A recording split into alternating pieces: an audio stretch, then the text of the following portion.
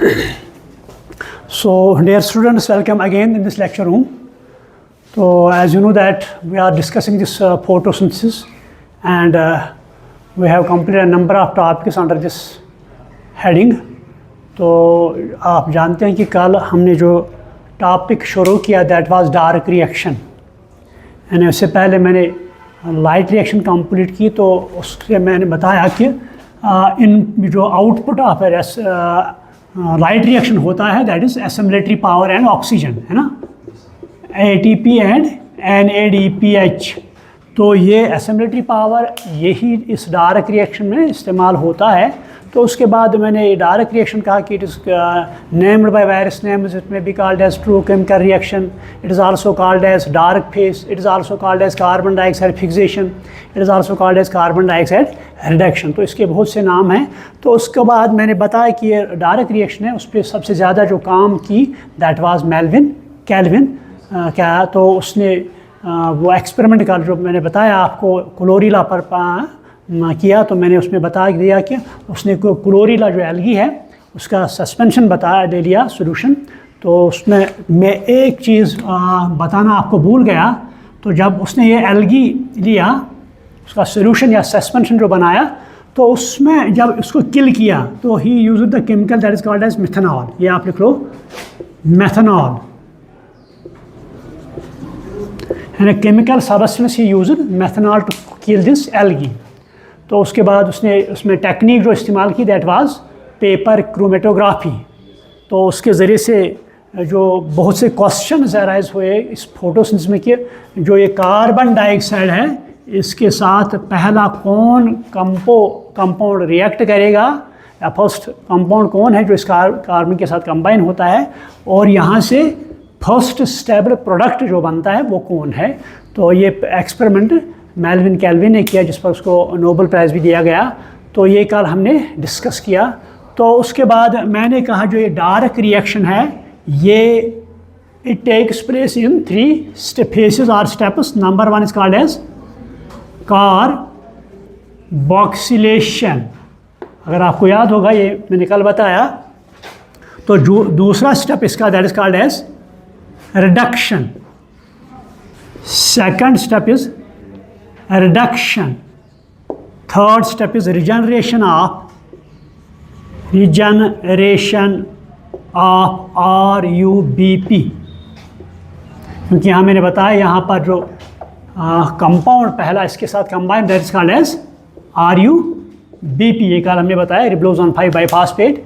तो यहाँ पर जो पहला स्टेबल प्रोडक्ट बनता है that is called as PGA, 3-phosphoglyceric acid, और short we can write down is PGA।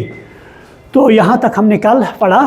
तो आज यही ये मैकेनिज़्म है या ये साइकिल है, मैंने कल भी ये भी बताया, जो प्लांट्स जिनमें C3 साइकिल होता है तो उनको हम C3 प्लांट्स कहते हैं या C3 फोटोसिंथेसिस भी कहते हैं। लेकिन बाद में मैंने कहा कुछ प्लांट्स ऐसे देखे गए जिनमें फर्स्ट स्टेबल प्रोडक्ट जो बनता है दैट इज़ C4 कंपाउंड, यानी उसमें 4 कार्बन होते हैं that is called as oxaloacetic acid. तो those plants are called as C4 plants and cycle is called as C4 cycle. तो पहले हम यहाँ ले लेंगे फर्स्ट स्टेप कार्बोक्सिलेशन। अगर आपको याद होगा कल मैंने बताया जो कार्बन डाइऑक्साइड है CO2 ये कंबाइन होता है RUBP, यानी शॉर्ट में लिखे हैं RUBP। तो फुल फॉर्म इसकी क्या है, रिबोलोज 1,5 बाईफॉस्फेट। यानी ये जो कंपाउंड है इसमें 5 कार्बन होते हैं, that is why it's called as 5 carbon compound, यानी this is called as 5 carbon compound. तो पहले कार्बन पर भी फास्फेट ग्रुप होता है और 5वें कार्बन पर भी फास्फेट होता है, that is why it's called as ribulose 1,5 bisphosphate. तो यहाँ पर मैंने बताया ये दो जब कंबाइन होते हैं, कंबाइन करने के लिए यहाँ पर हमें एक एंजाइम है, that enzyme is called as RuBisCO, that is called as RuBisCO. तो कल मैंने बताया जो रिबिस्को की फुल फॉर्म है दैट इज रिबुलोज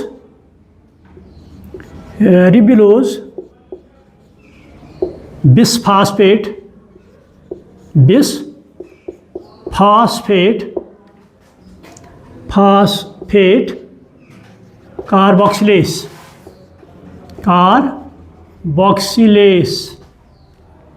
यानी फुल फॉर्म इसकी क्या है, रिबलोज बिसफॉस्फेट कार्बोक्सिलेस। लेकिन ये देखा गया ये जो एंजाइम है कौन, RuBisCO, it shows more affinity towards oxygen also. It shows, ये आपके एनसीईआरटी में दिया गया है, इट शोज, ये आप ये पॉइंट नोट करो, the RuBisCO shows more affinity with oxygen. कभी कभी ऐसा होता है जब टेम्परेचर ज़्यादा होता है तो उस वक्त ये रिबिस्को जो है ये ऑक्सीजन के साथ कंबाइन होता है, उस वक्त फोटो रेस्पिरेशन प्लांट्स में होती है, वो हमने आगे पढ़ना है। तो यहाँ पर तभी तो इसको कहते हैं रिबुलोज बिसफॉस्फेट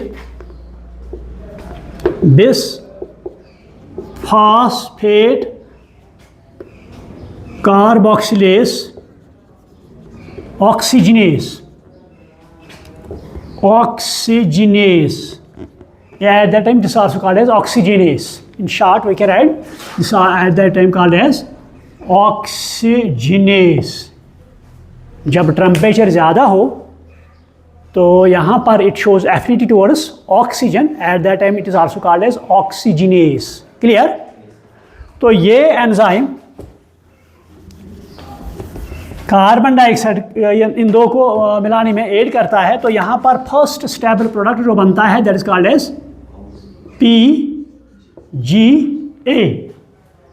फास्फोग्लाइसरिक एसिड। आप लिखो PGA स्टैंड्स फॉर फास्फोग्लाइसरिक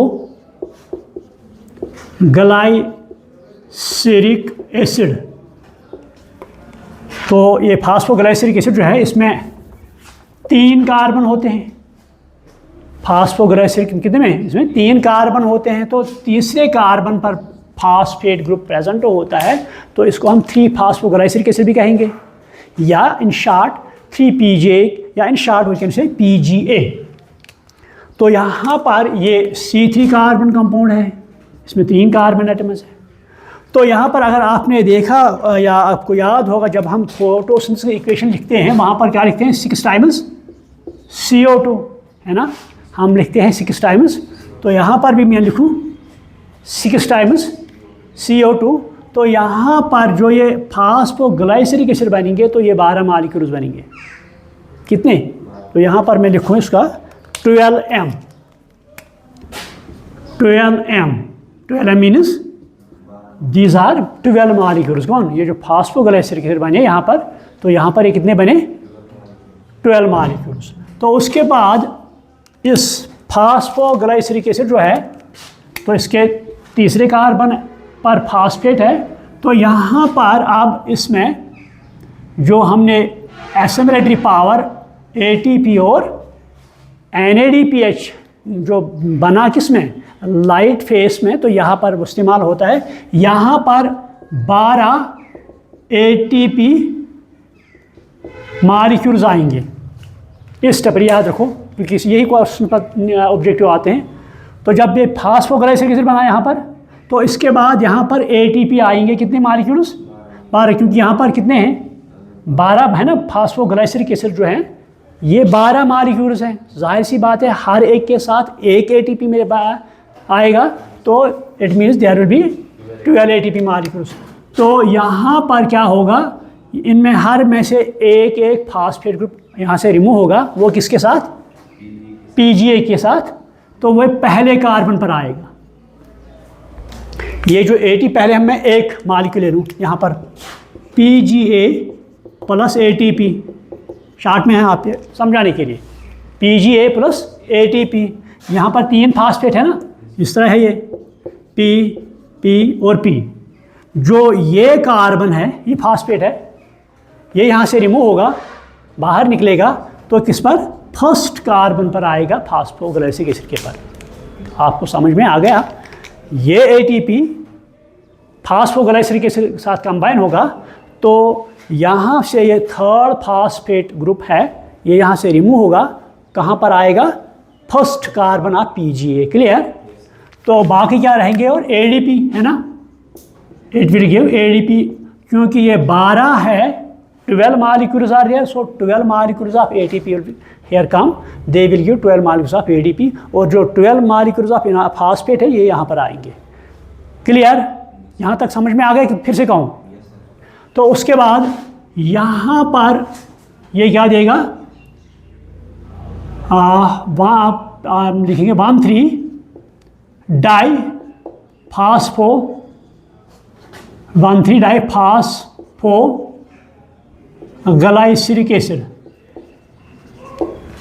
1,3, या आप लिखेंगे फास्फो 1,3 डाई या ग्लाइसरिक एसिड 1,3 डाई फास्फेट, या लिखेंगे या शार्ट में लिखेंगे हम 1,3 die phospho glyceric acid, short में हम लिखेंगे 1,3 PGA आप लिखेंगे यहाँ पर शार्ट में 1,3 DPGA, अगर शार्ट में आप लिखेंगे ये भी लिख सकते हैं 1,3 डाई फास्फो ग्लाइसरिक एसिड, यानी पहले नंबर पे भी फास्फेट है, तीसरे नंबर पर that is called as 1,3 die phospho glyceric acid.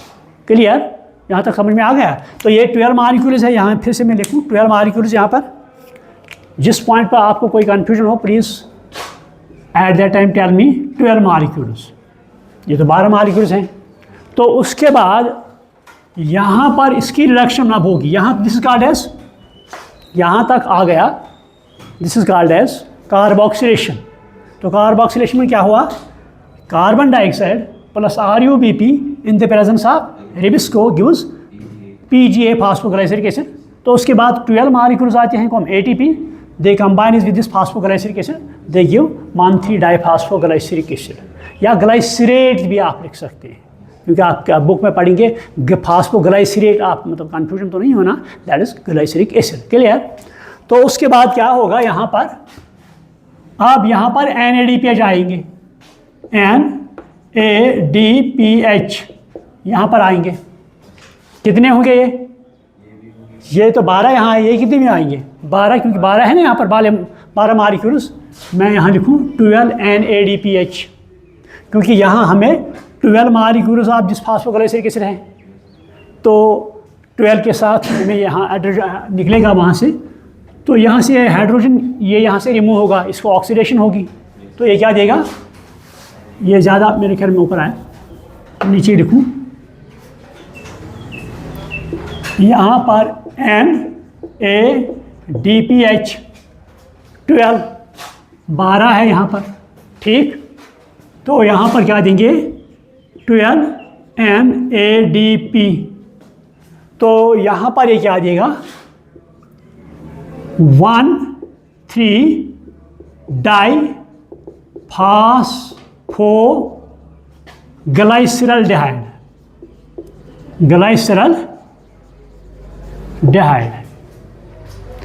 पहले क्या था ग्लाइसरिक एसिड, यानी यहाँ पर 3 कार्बन, इसमें क्या था COOH, कार्बोक्सिलिक एसिड ग्रुप था, ठीक है, तभी इसमें कहते क्या है फास्फोग्लाइसरिक एसिड। अब तो यहाँ पर NADH इसकी रिडक्शन होगी, तो यहाँ पर ये क्या देगा फास्फोग्लाइसरल डेहाइड, शार्ट में क्या लिखें हम PGAL। तो ये कितने मॉलिक्यूल्स है यहाँ पर 12, तो यहाँ पर क्या ले आएंगे 12 मॉलिक्यूल्स 12M। देखो फिर से मैं रिपीट करूँगा, कार्बोक्सिलेशन में क्या होता है, carbon dioxide plus RuBP in the presence of RuBisCO gives phosphoglyceric acid. तो उसके बाद क्या यहाँ पर ATP मॉलिक्यूल्स आते हैं, तो वो इसके साथ जुड़ जाते हैं, इनमें से जो फास्फेट ग्रुप एक है वो रिमूव होता है वहाँ से, ये इसके तीसरे कार्बन नंबर पर आता है, तो ये क्या देते हैं 1,3 डाईफास्फोग्लाइसरिक एसिड। क्लियर। तो उसके बाद यहाँ पर रिडक्शन होती है, NADPH आता है, इससे ये हाइड्रोजन है ये यहाँ से रिमूव होता है, इसके साथ ऐड होता है, तो इसकी रिडक्शन हुई मगर इसकी ऑक्सीडेशन हुई, क्योंकि यहाँ से इसने लॉस किया, इसने गेन किया, जिसने लॉस किया उसमें ऑक्सीडेशन हुई, जिसने गेन किया उसमें रिडक्शन हुई। क्लियर। तो जब रिडक्शन हुई है क्या देगा 1,3 डाइफॉस्फोग्लाइसरल्डिहाइड, या शॉर्ट में लिखेंगे PGAL, फास्फोग्लाइसरल्डिहाइड। क्लियर हुआ यहाँ तक हैं? तो इसको हम रिडक्शन कहते हैं। तो उसके बाद क्या कहेंगे हम, ये 12 मालिक्यूल हैं। यहाँ से आप माइंड बोर्ड की तरफ सेट करो अच्छी तरह। ये तो 12 मालिक्यूल्स हैं। मैं इन 12 मालिक्यूलों को डिस्ट्रीब्यूट करूँ, अलग अलग लिखूँ। 2 मालिक्यूल में अलग लिखूँ, ठीक। 5 में अलग लिखूँ, 5 + 2 कितने आ गए? 7। 3 में अलग लिखूँ, कितने हो गए? 10। बाकी कितने बचे? कितने आ गए टोटल, है ना? यहाँ कितने मालिक्यूल्स हैं? मैंने अलग अलग लिखा, कोई परेशानी है ना? मतलब 12 मालिक्यूल थे, मैंने कहा अच्छा यहाँ रखेंगे 2, यहाँ रखेंगे 5, वहाँ रखेंगे 3, वहाँ। तो अगर आपको याद नहीं रहेगा, मान लो ये एक आपके पास गाड़ी है, उसका नंबर है 2532, है ना? आपके पास स्कूटर है, गाड़ी है, तो उसका नंबर क्या है? 2532। इस तरह आप, क्योंकि सीक्वेंस के एतबार से, क्योंकि अगर जब एग्ज़ाम में आएगा तो उस वक्त ईजी होगा। 25 इन कश्मीरी में वही कहेंगे 502, ठीक है? इन कश्मीरी में वही कहेंगे 502। तो ये पर मैंने डिस्ट्रीब्यूट किया, तो 2 मालिक्यूल मैंने अलग रख लिए, 5 अलग और 3 अलग और 2 अलग। क्लियर? तो इसके बाद ये मैं ले लूँगा दीज 5,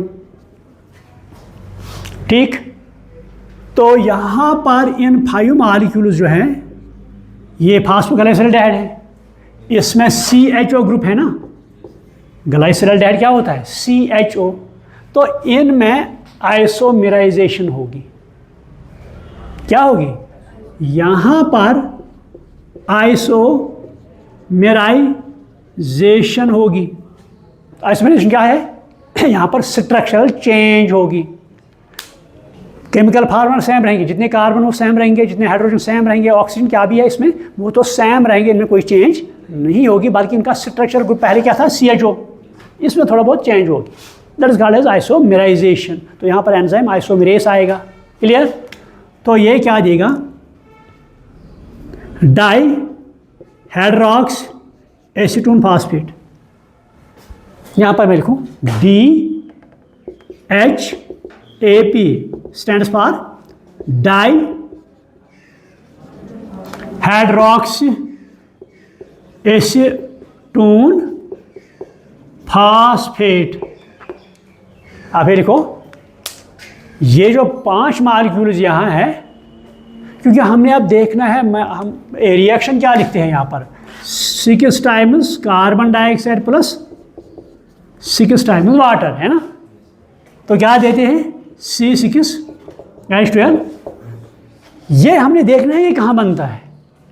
जो ग्लूकोज मालिक्यूल इस फोटोसिंथेसिस में बनता है, ये हमने देखना है कहाँ बनता है। अभी तो नहीं बना है भी, अभी तक ये बना मत बना, हमने देखना कहाँ बनेगा। इसलिए मैंने आपको ये, हालांकि आपके NCERT वहाँ वो उसने बहुत ही सिंपलीफाई किया है, बहुत ही कम 3 स्टेप्स किए, वो मैं बताऊंगा। लेकिन पहले मैं पूरा मैकेनिज्म आपको बताऊंगा कि ये ग्लूकोज मालिक्यूल जो है कहाँ पर, ये सैक्रोज या ग्लूकोज कहाँ पर या स्टार्च कहाँ पर बनता है। क्लियर?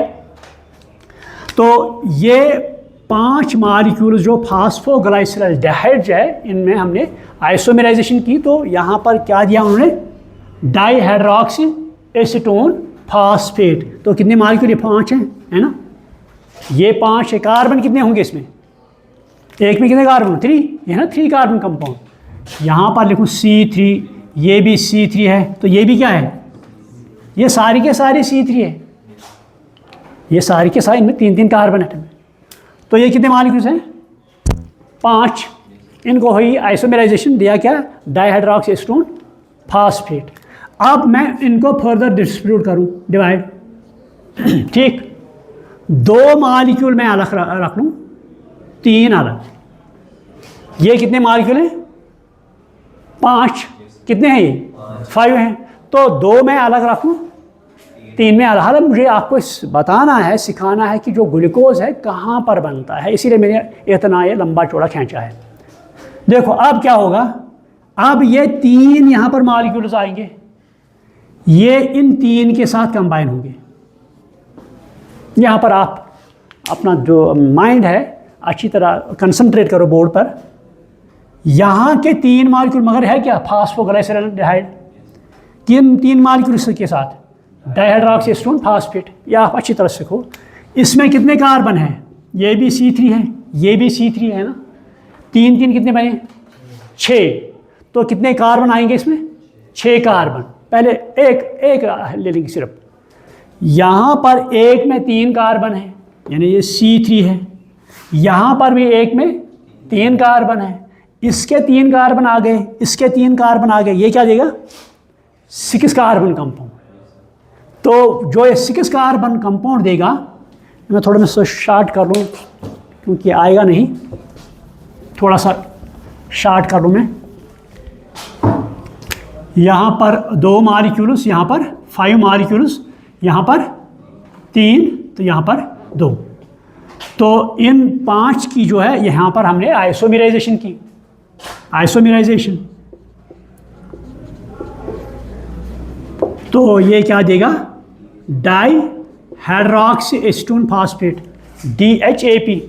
ठीक है, तो जो ये भी C3 है, इसमें C3 carbon compound, but 5 molecules है ना, 5 मालिक्यूल है यहाँ पर, 5 मालिक्यूल। ठीक, तो अब मैंने कहा इनको मैं डिस्ट्रीब्यूट कर लूँ, 2 अलग 3 अलग, 2 + 3 कितने हो गए? 5। यहाँ तक ठीक है। अब क्या होगा? ये 3 जो हैं और ये 3 ये कंबाइन होंगे। कौन कौन? डाइहाइड्रोक्सी एसीटोन के 3 मालिक्यूल्स और फास्फोग्लाइसराइड के 3 मालिक्यूल्स, ये कंबाइन यहाँ पर होंगे। मैंने कहा यहाँ पर इसमें 3 कार्बन है, इसमें भी कितने हैं?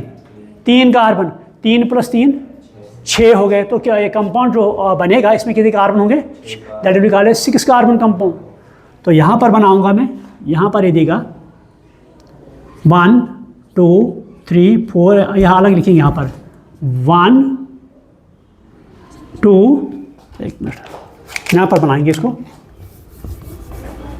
1 2 3 4 5 एंड 6। इसमें 6 कार्बन होंगे। तो इसमें क्या है? डाइहाइड्रोक्सी एसीटोन, इसमें कीटाणु ग्रुप है। तो यहाँ पर मैं लिखूँ C double bond, that is called as कीटाणु ग्रुप। तो ग्लूकोज और फ्रैक्टोज में क्या फ़र्क है? मैंने एक दिन आपको बताया है। ग्लूकोज में एल्डिहाइड ग्रुप होता है, उसमें भी 6 कार्बन होते हैं, फ्रैक्टोज में भी 6 कार्बन होते हैं, लेकिन ग्लूकोज में CHO ग्रुप होता है, फ्रैक्टोज में C डबल बॉन्ड, उसमें एल्डिहाइड ग्रुप होता है। आप पॉइंट लिखो, the glucose contains aldehyde group, the glucose contains aldehyde group, glucose contains aldehyde group, and fructose contains ketone group, fructose contains ketone group। तो यहाँ पर क्या है? ये कीटाणु ग्रुप। मैंने कहा ग्लूकोज में एल्डिहाइड ग्रुप होता है, ठीक, तो फ्रैक्टोज में कीटाणु ग्रुप। यहाँ कौन सा है?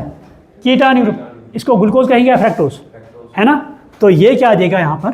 फ्रैक्टोज 1,6 डाइफॉस्फेट, क्योंकि इसमें भी फास्फेट है, इसमें भी फास्फेट है ना। यहाँ पर हम कहते हैं डाइहाइड्रोक्सी एसीटोन फास्फेट को, फास्फेट इसमें ये, इसको क्या कहते हैं? फास्फोग्लाइसराइड। इसमें भी फास्फेट, इसमें वो पहले कार्बन पर भी फास्फेट है और 6 carbon. This is called as fructose 1,6 diphosphate. Clear? इसको क्या कहेंगे? Fructose 1,6 diphosphate. क्लियर? तो इसमें 3 कार्बन, ये कितने कंपाउंड हैं? 3। ये भी कितने हैं? क्या आप मुझे बता सकते हैं ये कितने बनेंगे? नहीं, कितने मालिक्यूल्स बनेंगे फ्रैक्टोज 1,6 डाइफॉस्फेट? मैं आपका आईक्यू, हाँ, 10। और कोई बता सकता है? सोच लो पहले।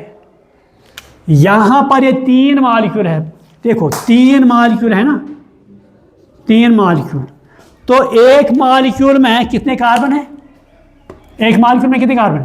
3। तो 3 में कितने होंगे? 9। इसमें भी एक में कितने हैं? तो 3 में कितने होंगे? 9। 9 + 9 कितने आएंगे?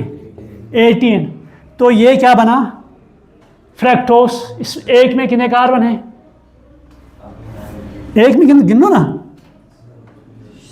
6 है ना, 1 2 3 4 5 6, ये 6 को डिवाइड करेंगे, 6 3 जार, तो कितने बनेंगे? आपको समझ में आ गया मैं क्या कह रहा हूँ? सुनो, पहले सुनो, ये देखो मैं कह रहा हूँ यहाँ पर, ये जो इसमें 3 मॉलिक्यूल है, लेकिन एक में 3 कार्बन है, 3 में कितने होंगे? 9।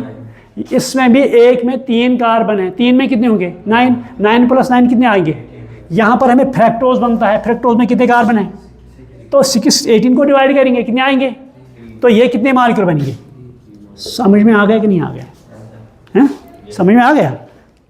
मगर का इसको लिखेंगे हम C5H6, क्यों? इसमें 6 कार्बन कंपाउंड है, ठीक है। मॉलिक्यूल कितने बने? यहाँ तक समझ में आ गया?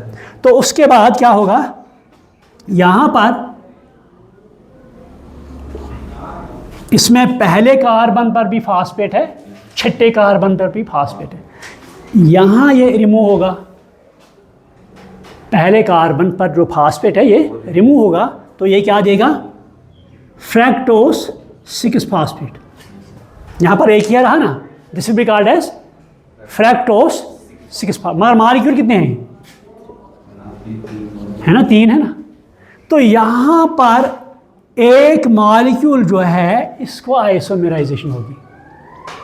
ये 3 मॉलिक्यूल है ना, एक मॉलिक्यूल को आइसोमेराइजेशन होगी। यहाँ पर स्ट्रक्चरल चेंज, यहाँ पर आएगा CH2। ये कितने मॉलिक्यूल्स हैं? 3। एक को आइसोमेराइजेशन होगी। यहाँ पर कीटानी ग्रुप था, अब यहाँ पर aldehyde group, that is called as glucose और fructose. Aldehyde group is called as glucose और फ्रैक्टोज, ग्लूकोज। तो एक मॉलिक्यूल क्या देगा यहाँ पर? 1M as glucose. 1 मॉलिक्यूल क्या देगा ये? ग्लूकोज या सैक्रोज या स्टार्च कहेंगे हम। तो यहाँ पर ये पॉइंट जो है, यहाँ पर ये रिएक्शन हमने जो लिखी, carbon dioxide plus water give C6H12, यहाँ पर एक फिल होती है। मैंने कहा यहाँ पर फिर से बताऊं, ये जो 12 मॉलिक्यूल्स है फास्फोग्लाइसराइड, इनको मैं डिवाइड कर लूँ, डिस्ट्रीब्यूट कर लूँ, 2 अलग लिखूँ, 5 अलग लिखूँ, 3 अलग लिखूँ, 2 अलग लिखूँ, क्लियर? तो उसके बाद ये 5 में यहाँ से ले लूँगा, तो इन 5 को यहाँ पर आइसोमेराइजेशन होगी। इनमें एल्डिहाइड ग्रुप है, अब इसमें चेंज होगी, कीटानी ग्रुप आएगा, तो that is called as dihydroxyacetone phosphate, clear? ये तो 5 मॉलिक्यूल्स है। तो उसके बाद मैंने कहा मैं इनको फिर से डिवाइड कर लूँ, 2 अलग लिखूँ, 3 अलग लिखूँ। जो 3 है, ये 3 और ये 3 कंबाइन होंगे, मगर इसमें 3 कार्बन है, इसमें भी 3 कार्बन है, 3 और 3 कंबाइन होंगे, it will the addition comes out 6। So it will be 6 carbon compound, क्योंकि इसमें कीटानी ग्रुप है, this will be called as fructose. तो यहाँ पर क्या बनेगा? Fructose 1,6 diphosphate, clear? यहाँ पर एक फास्फेट इसमें से रिमूव होगा, so it will give fructose 6 phosphate. यहाँ पर जो 3 मॉलिक्यूल है, एक मॉलिक्यूल को आइसोमेराइजेशन होगी, दैट गिव्स C6H12 O6 यानी ग्लूकोज और सैक्रोज, क्लियर? तो यहाँ पर 2 मॉलिक्यूल अब रहेंगे, यहाँ पर अब फ्रैक्टोज 6 फास्फेट कितने हैं? ये 2 मॉलिक्यूल। अब ये 2 मॉलिक्यूल इन 2 मॉलिक्यूल के साथ कंबाइन होंगे, ये 2 मॉलिक्यूल इन 2 मॉलिक्यूल के साथ कंबाइन होंगे। इसमें कितने कार्बन हैं? फ्रैक्टोज है, फ्रैक्टोज में कितने हैं? 6 हैं। इसमें कितने हैं? 3 हैं। 6 + 3 कितने आएंगे? 9। टोटल कार्बन आएंगे ना 9। यहाँ पर ये 2 कंपोनेंट देगा, 2 कंपाउंड्स, फ्रैक्टोज, ये इरिथ्रोस्पोज फास्फेट, ज़ाइलोज फास्फेट। क्योंकि टाइम ओवर हुआ, क्लास का टाइम ओवर हुआ, तो इसको हम कल से आगे कंटिन्यू करेंगे। तो इसमें कोई कन्फ्यूजन तो मत है, ये अच्छी तरह आपको समझ में आ गया। सो यहाँ तक हमने देख लिया, 2 स्टेप्स हमने कंप्लीट किए। 1 is called as carboxylation, second is called as reduction. अब हमने थर्ड पार्ट क्या है? Regeneration of RUBP। कैसे RUBP वापस हमें मिलता है? So will be taken tomorrow. So I think I should stop over here. तो टिल टुमारो, थैंक यू, ठीक है।